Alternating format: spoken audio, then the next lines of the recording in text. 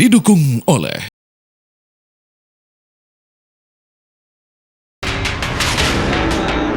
bahaya mengancam pengendara akibat alat peraga kampanye yang dipasang di pinggir jalan raya. Sepasang kakek nenek mengalami luka usai tersangkut alat peraga kampanye di flyover Kuningan, Mampang, Jakarta Selatan.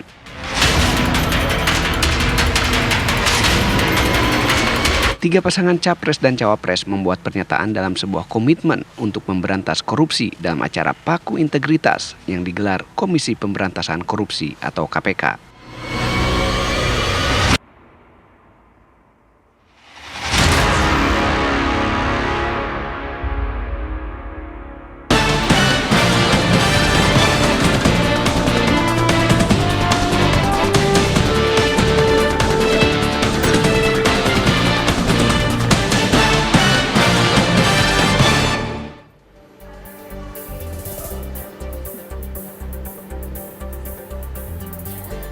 Selamat sore pemirsa, kabar pemilu kembali hadir menemani Anda selama 1 jam ke depan, tentunya dengan informasi mengenai pemilu 2024. Saya Tisa Noveni, inilah kabar pemilu selengkapnya kami kabarkan, Anda putuskan.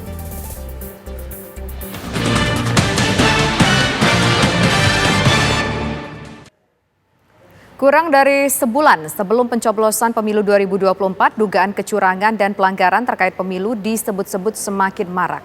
Selain intimidasi, pembagian bantuan sosial atau bansos juga diduga dipolitisasi untuk kepentingan pihak tertentu. Dugaan pelanggaran pemilu kembali dilontarkan oleh tim pemenangan nasional pasangan Anies Baswedan dan Muhaimin Iskandar. Kali ini, Timnas Anies Muhaimin mendapati adanya pelanggaran berupa politisasi bantuan sosial yang dibagikan bersamaan dengan atribut dari salah satu calon. Bahkan pembagian bansos oleh pimpinan negara di dekat baliho salah satu calon juga merupakan bentuk pelanggaran pemilu. Selain itu, Timnas Anies Muhaimin juga menuding adanya pemanggilan terhadap para kepala desa di beberapa daerah untuk mendukung salah satu paslon. Sayangnya jelang tahapan menentukan tersebut, terjadi beberapa praktek kecurangan yang semakin masif dan beraroma korupsi.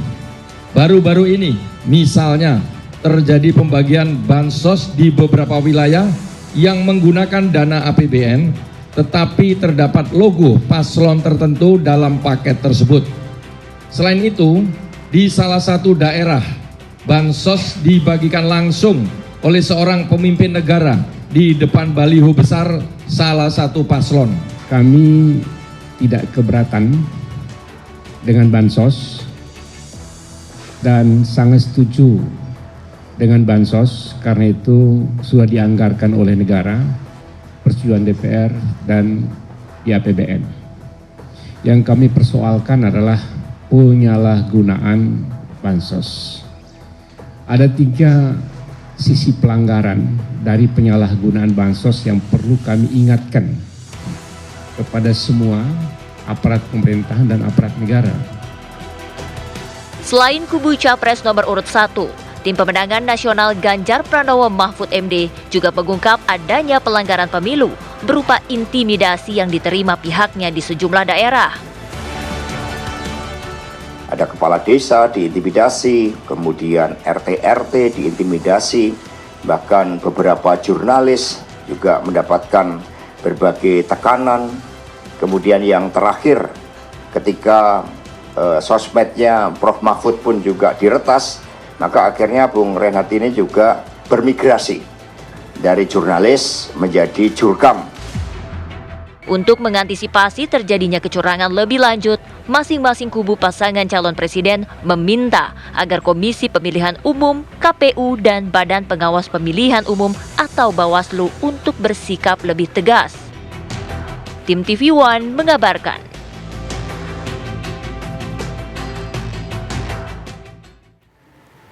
Sementara itu, Menko Kemaritiman Luhut Binsar Panjaitan membantah bahwa ada program pemerintah yang digunakan untuk mendukung paslon calon tertentu. Pemerintah nggak ada program gitu-gituan, hanya memang saya dengar ada isu. Misalnya bagaimana pendamping desa, itu dana desa itu dari salah satu partai politik. Ya kita awasin aja rame-rame, ya kan gampang. Ada polisi, ada TNI juga itu, ada publik, siapa aja semua. Jadi kita itu saling mengawasi untuk kepentingan kita bersama. Jadi jangan hanya nuduh pemerintah aja begini-begini. Ayo rame-rame sekarang liatin semua mana partai politik yang bermain-main di sini. Kalau pemerintah saya tidak melihat sampai sekarang ada intervensi. Kami sudah sibuk dengan kerjaan kami. 3 pasangan Capres dan Cawapres membuat pernyataan dalam sebuah komitmen untuk memberantas korupsi dalam acara Paku Integritas yang digelar oleh Komisi Pemberantasan Korupsi. Acara tersebut diklaim sebagai momen penting di tengah keterpurukan rasa percaya masyarakat terhadap KPK. 3 pasangan calon presiden dan wakil presiden menyampaikan gagasan dan komitmennya dalam pemberantasan korupsi di tanah air. Tak hanya memaparkan gagasan dan komitmen, ketiga pasang capres dan cawapres juga menandatangani Fakta Integritas. Gagasan dan komitmen tersebut dibalut dalam sebuah acara Paku Integritas yang diselenggarakan Komisi Pemberantasan Korupsi atau KPK. Dalam sambutannya, Ketua Sementara KPK Nawawi Pomolango menegaskan jika acara ini merupakan momen penting di tengah keterpurukan kepercayaan masyarakat terhadap Komisi Anti Rasuah KPK. Pada kesempatan ini kami ingin menyampaikan beberapa hambatan penting yang menurut kami dapat diselesaikan dengan komitmen yang kuat dari Presiden dan Wakil Presiden yang terpilih nantinya. Kami percaya ketika terpilih nanti, Presiden akan menjadi Panglima Pemberantasan Korupsi, yang akan memimpin para pembantunya yang akan mengkoordinasikan partai politik baik dari koalisi pendukung maupun partai politik lainnya untuk bersama-sama dengan elemen masyarakat melakukan pemberantasan korupsi. Pemberantasan korupsi harus ada pada semua ruang dan waktu.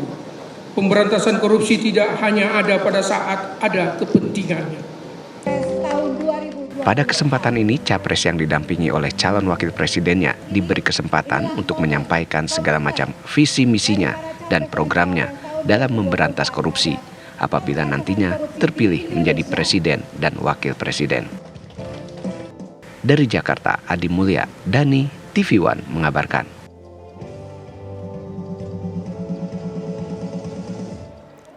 Calon Presiden nomor urut 1 Anies Baswedan berkomitmen untuk mengembalikan kepercayaan publik atas KPK. Salah satunya dengan merevisi Undang-Undang KPK, memperkuat standar etika personil KPK, serta sistem rekrutmen pimpinan dan staf KPK.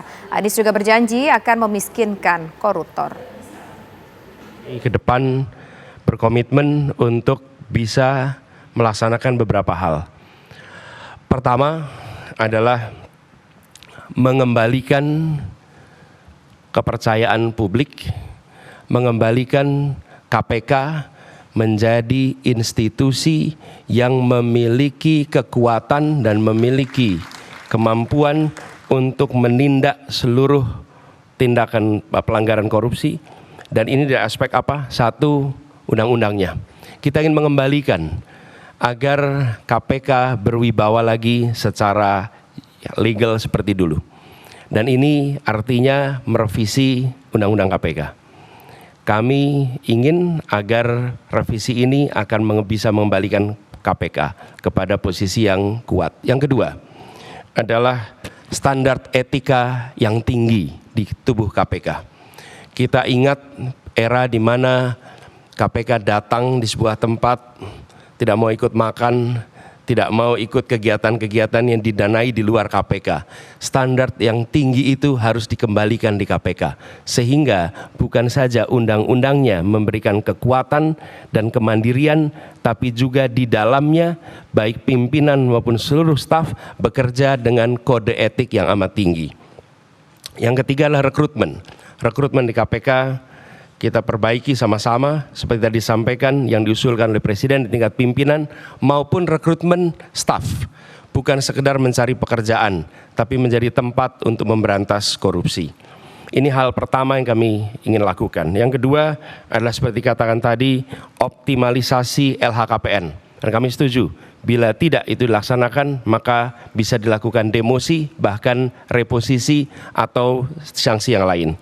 Lalu kami melihat perlunya kita menuntaskan undang-undang atau RUU perampasan aset. Koruptor harus dimiskinkan, tidak ada pilihan lain. Calon Presiden nomor urut 2 Prabowo Subianto menyoroti masalah pimpinan negara yang harus bisa melakukan mitigasi pemberantasan korupsi.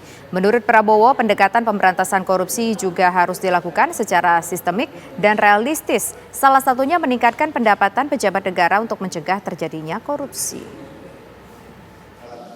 Untuk mendukung dan untuk manakala saya nanti bersama Saudara Gibran menerima mandat dari rakyat, saya bertekad untuk memimpin upaya pemberantasan korupsi dengan sungguh-sungguh dan dengan total. Saudara-saudara, pendekatan yang sudah dilakukan itu sudah benar. Pendekatan pendidikan, kemudian pencegahan dan penindakan, itu sudah benar, harus kita tingkatkan. Tetapi saya memandangnya dari segi sistemik, dari segi realisme. Jadi menurut pandangan saya, kita harus dengan secara realistis mengatur kualitas hidup semua pengambil keputusan yang mengendalikan roda pemerintahan, terutama yang memegang anggaran besar. Kualitas hidupnya ini harus dijamin dan diperbaiki. Contoh, hakim di negara-negara yang maju yang harus kita pelajari, hakim-hakim, apalagi hakim tertinggi, hakim agung, itu dijamin jabatannya seumur hidup. Perbaiki kualitas hidup, kita perbaiki, kita tingkatkan gaji-gaji semua pejabat, semua penyelenggara negara. Kita mampu, saya sudah hitung dengan tim pakar saya, Indonesia negara kaya bukan negara miskin. Kita mampu, kita tingkatkan kualitas hidupnya, kita jamin kualitas hidupnya dengan berbagai sistem. Dengan demikian kita tegakkan semua undang-undang yang perlu ditegakkan. Calon Presiden nomor urut 3 Ganjar Pranowo memberikan pendapatnya mengenai pentingnya digitalisasi keuangan untuk mencegah terjadinya korupsi. Dan berikut pernyataan Ganjar Pranowo.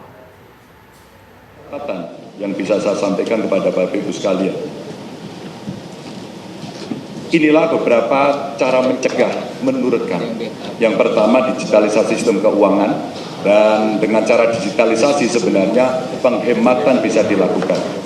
Transaksi tunai itu sulit untuk dilacak, maka mesti ada pembatasan. Kalau tidak salah yang 100 juta itu mesti jadi komitmen. E-budgeting, e-planning untuk transparansi dalam birokrasi menjadi sebuah kewajiban. Dan tentu saja transparansi anggaran, transaksi yang jelas asal-usulnya, serta anggaran yang benar-benar harus sampai pelaksana mesti dikontrol dari pemimpin tertinggi. Dan itulah dashboard yang dibutuhkan setiap hari untuk pemimpin melihat, memimpin pemberantasan korupsi secara langsung. Maka penguatan kelembagaan bisa dilakukan dengan, kalau tadi disampaikan Pak Gufron, koordinasi di antara kelembagaan yang ada. Dari APH, kewenangan penuh untuk investigasi yang mengembalikan independensi KPK. Dan ketika KPK independen, maka menjaga independensi dan integritas oleh aparatur di KPK itu penting. Tidak untuk bisa diintervensi oleh siapapun. Kejaksaan, kepolisian juga bisa mendorong transparansi proses untuk masyarakat dan penegakan hukum yang bebas dari intimidasi. Dan tentu saja instrumen LHKPN. Bapak Ibu, LHKPN bukan cerita yang sulit. Kami di ruangan ini pernah bersama-sama dengan DPRD pada saat itu mendapatkan penghargaan. Karena ketika macet ternyata kuncinya gampang. Undang KPN, suruh ngisi saat itu, selesai semuanya. Dan inilah pola-pola yang kita lakukan ketika koordinasi, supervisi, dan pencegahan kita lakukan. Melibatkan pemerintah dan KPK dan dunia usaha termasuk dunia pendidikan adalah cara pencegahan yang bagus. Dan penguatan LHKPN itu didorong dengan memperkuat sistem whistleblowing dari masyarakat yang dijamin kerahasiaannya dan tentu dengan anonim dan evidence based yang memang betul-betul terjadi. Proses pemilihan di luar negeri, terutama di Taiwan, pemirsa, kembali menjadi ramai di media sosial. Informasinya usai jeda berikut. Ribuan warga menyambut kedatangan Capres nomor urut 1 Anies Baswedan saat berkampanye di sejumlah wilayah di Sulawesi Selatan. Selain menyampaikan program unggulan pasangan Amin, Anies juga berjanji menjamin nasib ASN yang berusaha menjaga netralitas.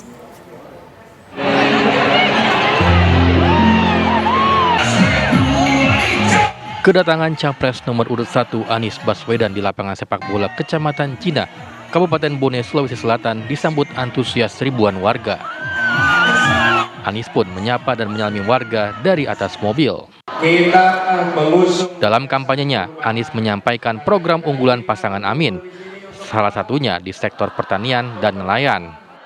Anies berjanji akan melakukan tata niaga pangan untuk mensejahterakan petani dan nelayan. Begini, ketika kita berbicara tentang masyarakat pertanian, keluhannya di mana-mana. 3, 1 pupuk, 2 pupuk, 3 pupuk.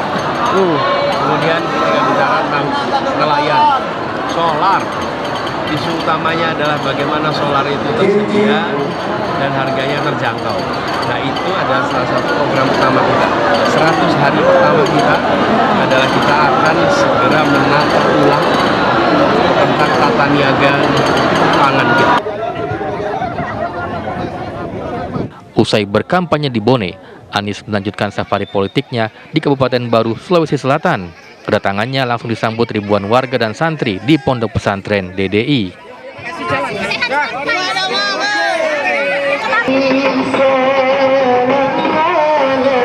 Dalam kesempatan ini, Anies mengingatkan agar aparatur sipil negara atau ASN untuk berlaku netral. Ia berjanji akan membantu ASN yang netral jika diberikan sanksi. Apabila ada ASN yang karena dia netral, karena dia tidak memihak, lalu malah kena sanksi, ini komitmen kami. Jika kami terpilih dan kami bertugas, maka mereka akan dikembalikan. Sanksinya akan ditiadakan. Dalam kampanyenya di Sulawesi Selatan, Anies juga didampingi oleh mantan Wakil Presiden Yusuf Kala. Dari Bone dan Baru, Sulawesi Selatan, Andi Rahmat Mimin, Rusli Jafar, TV One, mengabarkan. Menteri Pertahanan Prabowo Subianto hari ini melepas keberangkatan kapal bantu Rumah Sakit KRI Dr. Rajiman Widoyoningrat 992 untuk pengiriman bantuan kemanusiaan bagi warga Gaza, Palestina. Kapal pembawa misi perdamaian itu akan melewati Laut Merah yang kini sedang dihindari oleh kapal-kapal Israel dan Amerika Serikat. Menteri Pertahanan Prabowo Subianto Kamis pagi melakukan pelepasan kapal bantu Rumah Sakit KRI Dr. Rajiman Widoyoningrat 992 milik TNI Angkatan Laut yang akan membawa sejumlah bantuan bagi warga Gaza, Palestina. Prabowo tiba di Kolin Lamil, Jakarta Utara dan langsung disambut oleh Kepala Staf TNI Angkatan Laut Laksamana Muhammad Ali, perwakilan dari Basnas dan perwakilan dari Kedutaan Mesir serta Kedutaan Palestina. Sebelum upacara pelepasan dimulai, Prabowo masuk ke kapal untuk melihat berbagai jenis bantuan yang akan dikirim ke Palestina. Bantuan yang dikirim berupa bahan makanan, selimut, pakaian, perlengkapan bayi, pakaian wanita, tenda lapangan, air mineral, hingga perlengkapan ibadah. Dalam sambutannya, Prabowo mengatakan KRI Dr. Rajiman akan berangkat berlayar menuju Pelabuhan Al-Arish, Mesir. Kapal yang membawa misi kemanusiaan dan perdamaian ini akan berlayar melewati Laut Merah yang kini sedang dalam kondisi perang.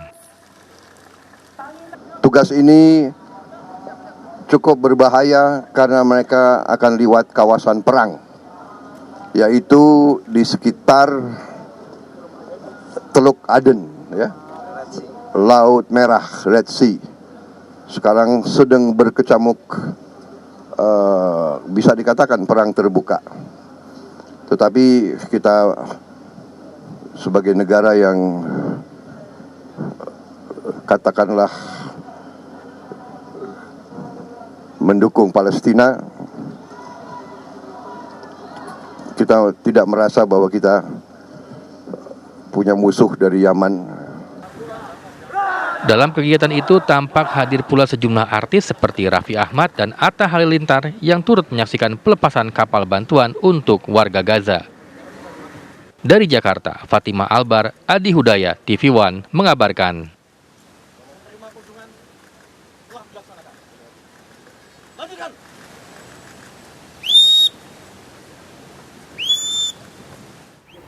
Calon Presiden nomor urut 3 Ganjar Pranowo berkampanye dialog di Kendal, Jawa Tengah. Ganjar menemui ratusan kader dan simpatisan dari partai pendukung yaitu dari PDI Perjuangan, Partai Persatuan Pembangunan, Partai Perindo, dan Partai Hanura.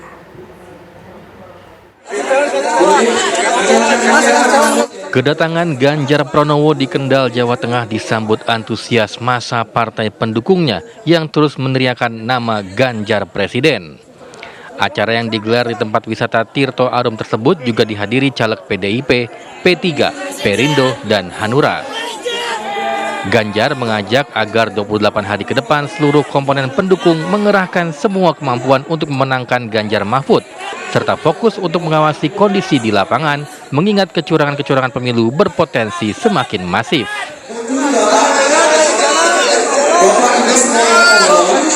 Ganjar berpesan kepada pendukungnya untuk tidak takut menghadapi intimidasi-intimidasi yang terjadi seiring makin dekatnya pemilu dan mengajak massa pendukungnya untuk introspeksi dalam tertib berkampanye dengan tidak menggunakan knalpot brong yang berpotensi menimbulkan gesekan.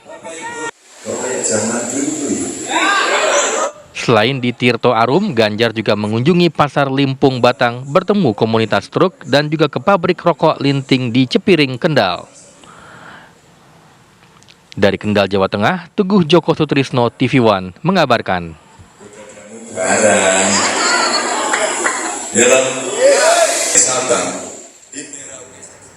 Bagaimana pemirsa kampanye Capres hari ini? Kabarnya akan kami hadirkan sesaat lagi langsung untuk Anda dari sejumlah titik. Tetaplah bersama kami kabarkan, Anda putuskan. 1 bulan jelang Pilpres di Pemilu 2024, 3 capres terus melakukan kampanye dengan mencari suaka dari pendukung mereka. Capres nomor urut 1, Anies Baswedan, mendatangi kegiatan Desak Anies di Jakarta. Prabowo Subianto, capres nomor urut 2, disambut masyarakat dan massa pendukungnya di Blora, Jawa Tengah. Dan calon presiden nomor urut 03, Ganjar Pranowo, mengunjungi pabrik sepatu di Kabupaten Ngawi, Jawa Timur. Lantas seperti apa perkembangan ketiga capres hari ini? Sudah ada rekan kami di sejumlah titik pemirsa, ada Kristanti Yosefa di Jakarta, kemudian ada Agung Wibowo di Blora, Jawa Tengah, dan juga ada Miftahul Ervan di Ngawi, Jawa Timur. Pertama saya akan menuju terlebih dahulu ke rekan kami, ada Kristanti Yosefa di Jakarta, akan mengabarkan agenda Anies Baswedan. Silakan, Kristanti. Baik Tisa dan juga pemirsa, pada hari ini calon presiden nomor urut 1 yakni Anies Baswedan menghadiri agenda Desak Anies di daerah Kebayoran Baru, Jakarta Selatan. Ada 2 agenda Desak Anies yang tengah berlangsung pada hari ini. Di babak pertama tadi Anies membahas mengenai isu pembangunan kesehatan di Indonesia, dan kemudian pada agenda kedua yang berlangsung pada saat ini pemirsa dibahas mengenai tema perempuan, lingkungan hidup serta agraria. Perlu diketahui pemirsa bahwa tadi Anies Baswedan tiba sekitar pukul 10:30 waktu Indonesia Barat, dan yang menarik tadi Anies sempat mengucapkan rasa haru dan terima kasihnya ketika dia menerima pemberian food truck dari para pendukungnya yang telah terparkir di depan lokasi Gedung Pati Unus di daerah Kebayoran Baru, Jakarta Selatan, tempat diadakannya Desak Anies pada hari ini. Adapun pemirsa, sepanjang acara pada babak pertama tadi Anies menerima sejumlah keluhan kemudian juga pertanyaan dari para peserta yang hadir, yang mana latar belakang mereka merupakan dari tenaga kesehatan, ada yang dari dokter, bidan, dan masih banyak lagi. Serta pemirsa, ada sejumlah hal penting yang disampaikan Anies dalam agenda Desak Anies pada hari ini, khususnya di isu kesehatan tadi pemirsa, yang mana Anies menyinggung mengenai sistem jaminan kesehatan nasional. Kemudian tadi dia juga sempat membahas tentang kesejahteraan bagi tenaga kesehatan utamanya bagi mereka yang mengabdi di tempat-tempat terpencil di Indonesia. Nah, ini menarik pemirsa karena kemudian kalau kita kilas balik sedikit, sekitar hari Senin lalu Anies juga telah menghadiri dialog kesehatan Indonesia yang diinisiasi atau diselenggarakan oleh Kompak, yakni Komunitas Profesi dan Asosiasi Kesehatan. Nah, dalam agenda tersebut pemirsa, Anies memberikan presentasinya mengenai 6 agenda strategis tentang kesehatan di Indonesia. Dan 6 agenda ini pemirsa terdiri dari mulai dari kesejahteraan tenaga kesehatan hingga kemudian ada juga mengenai penguatan puskesmas dan masih banyak lagi. Yang mana agenda ini pemirsa juga dibahas dalam acara Desak Anies pada hari ini. Acara masih tengah berlangsung dan nantinya direncanakan Anies juga akan menghadiri agenda lain di Cikini, yakni bersama dengan konferensi gereja di Indonesia. Sementara demikian, Tisa kembali dengan Anda di studio. Baik, terima kasih Kristanti Yosefa mengabarkan langsung dari Jakarta agenda dari Anies Baswedan. Selanjutnya pemirsa kita menuju ke Blora, Jawa Tengah. Ada Agung Wibowo di sana akan mengabarkan agenda dari Prabowo Subianto. Silakan, Agung. Ya, Tessa dan pemirsa TV One di rumah, perlu saya sampaikan terkait kegiatan calon presiden nomor 2 yaitu Prabowo Subianto, di mana pada siang tadi ini sekitar pukul 11 Pak Prabowo Subianto berkunjung di Kabupaten Blora dengan menggunakan heli. Pak Prabowo Subianto turun di lapangan Kitaloka di Kecamatan Jepon Kabupaten Blora yang saat itu disambut antusias warga sekitar. Bahkan sepanjang perjalanan Prabowo menuju acara pertemuan, Prabowo juga disambut para pelajar dan juga masa pendukung Prabowo Subianto. Sesampainya di acara pertemuan, Prabowo menghadiri acara yang digelar oleh Menteri Pertanian, yaitu Andi Amran, yang pertemuan tersebut dalam rangka untuk melakukan kunjungan kerja dengan lembaga masyarakat LMDH se-Jawa Tengah. Pertemuan tersebut adalah pertemuan akbar yang diikuti sekitar 3.000 masyarakat hutan, di mana dalam kegiatan tersebut ada beberapa hal yang disampaikan oleh Bapak Prabowo Subianto, antara lain di hadapan para LMDH. Prabowo juga menyampaikan mengajak untuk para petani untuk ketahanan pangan dan bisa untuk swasembada pangan di Indonesia. Pak Prabowo Subianto juga menegaskan dalam kunjungannya ke Blora, yaitu sebagai Menteri Pertahanan, tidak dalam kapasitasnya menjadi calon presiden nomor 3 atau berkampanye.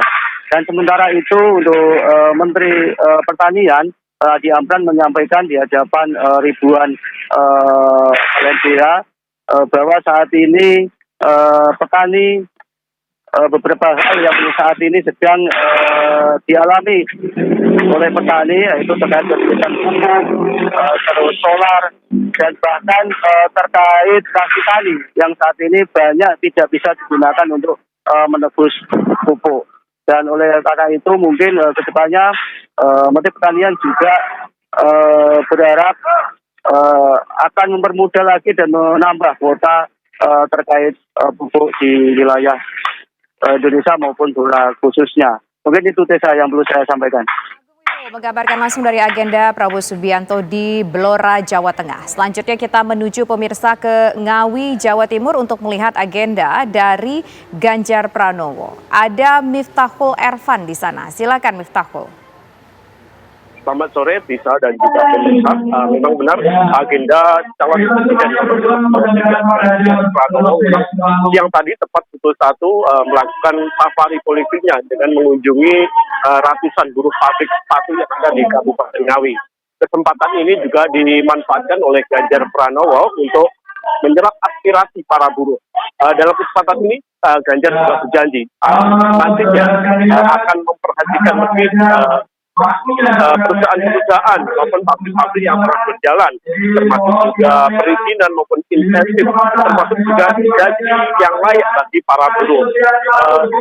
Selain ini, Ganjar Pranowo juga akan menemui para kader dan juga caleg-caleg dari Partai PDI Perjuangan yang ada di Kabupaten Ngawi dan Kabupaten Magetan untuk berkonsolidasi, menyamakan visi misi untuk memenangkan Ganjar Mahfud dalam pemilu 14 Februari mendatang.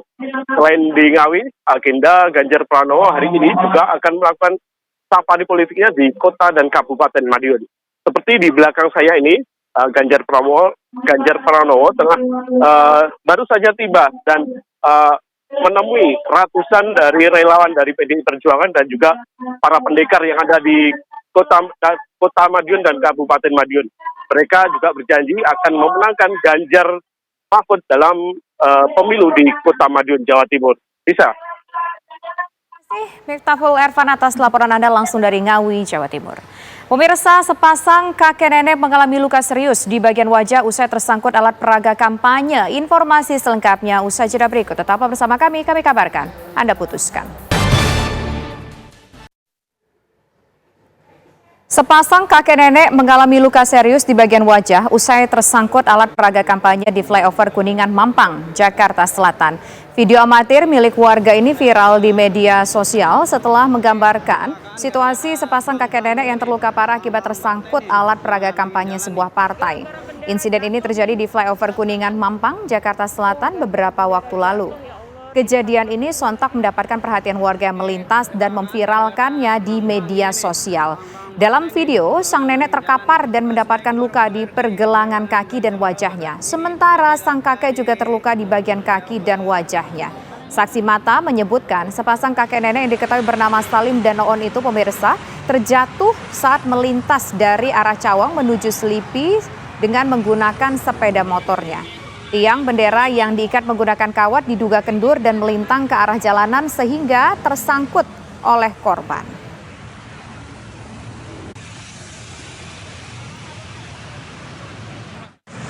Pas saya lewat itu abangnya udah, yang ada ibu-ibunya udah tiduran. Yang bapak satunya mukanya berdarah semua kasihan. Itu kenapa bang? Karena ini nih, bendera ini nih. Nyangkut benderanya. Itu dua orang bang korbannya bang? 2 orang yang saya lihat, 2 orang. Usianya bang? Hah? Usianya? Ya bapak-bapak sekitar 45-an kali ya. Semoga jangan ada lagi ya pemirsa ya, korban akibat bendera ataupun juga baliho yang melintang begitu banyak sekali di jalanan. Ke kabar selanjutnya, Badan Pengawas Pemilu Kecamatan Mampang Prapatan mendatangi lokasi kecelakaan yang terjadi akibat tersangkut alat peraga kampanye partai. Pihak Bawaslu mengaku akan berkoordinasi dengan Bawaslu Pusat dan menindaklanjuti ke parpol terkait untuk menertibkan pemasangan APK yang dinilai membahayakan pengguna jalan.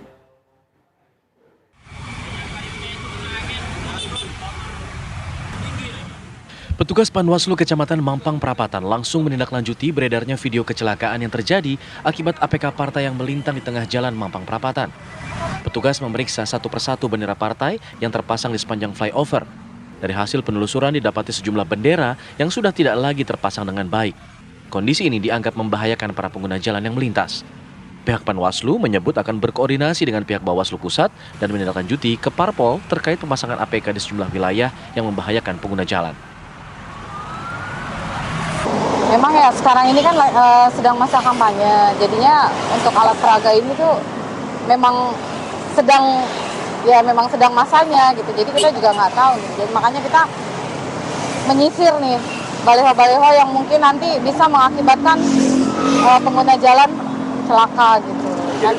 Yang menjadi korban. Ini apa Bu? Apa ada seperti mundur siang atau ya, kita sih udah melakukan mitigasi ya supaya nanti ada koordinasi dari tingkat Bawaslu Kota ke parpol. Gara-gara bendera jatuh nih. Diketahui sejumlah APK partai baik untuk calon legislatif hingga capres dan cawapres memang terpasang di sembarang tempat. Tak sedikit yang tidak terpasang dengan baik sehingga membahayakan pengguna jalan. Dari Jakarta, Robin Freddy, TV One mengabarkan. Assalamualaikum warahmatullahi wabarakatuh. Rewangan Memblan Jakarta Barat, ini terjadi laka di flyover. Pemirsa, sejumlah informasi lainnya masih akan kami hadirkan usai jeda berikut. Tetaplah bersama kami kabarkan, Anda putuskan.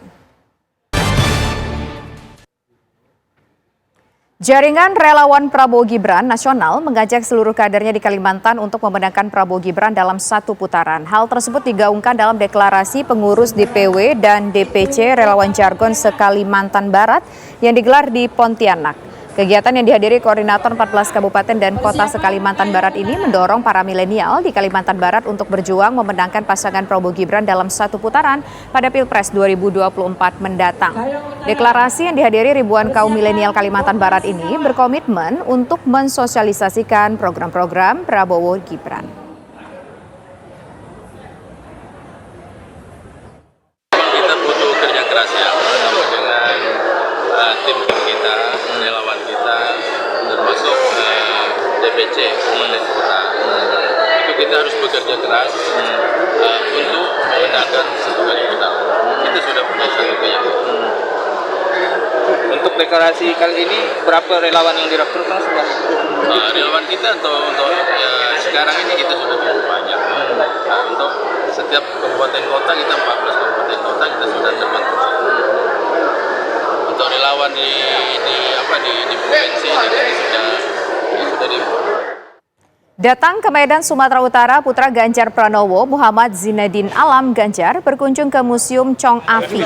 Dalam kesempatan tersebut, putra Ganjar Pranowo, pemirsa, berkesempatan mengunjungi rumah tersebut yang terletak di Jalan Ahmad Yani, Kecamatan Medan Barat, Kota Medan, Sumatera Utara. Alam melihat Chong Afi sendiri merupakan seorang pengusaha, kapiten, dan banker yang sukses dari Tiongkok. Chong Afi merupakan perantau sukses dan dermawan yang berasal dari Provinsi Guangdong, Tiongkok yang datang ke Pelabuhan Deli saat berusia 20 tahun. Chong Afi dikenal sebagai seorang yang sangat dermawan dan dekat dengan masyarakat pribumi dan Tionghoa Kota Medan, sehingga beliau disegani oleh masyarakat. Alam pun kagum dengan sosok Chong Afi yang sering membantu warga yang kurang mampu dan sangat menghormati warga Muslim. Bahkan berperan serta dalam mendirikan tempat ibadah, yakni Masjid Raya Al-Masyum dan Masjid Gang Bengkok. Bapak Chong Afi di Kota Medan juga dikenal sebagai bisnis perkebunan. Bapak Chong Afi memiliki. Informasi tadi menjadi informasi penutup kita pemirsa dalam kabar pemilu kali ini. Sesaat lagi Anda dapat menyaksikan program Ragam Perkara bersama Sira Safira. Saya Tisa Noveni undur diri, terima kasih. Selamat sore, kami kabarkan Anda putuskan. Sampai jumpa.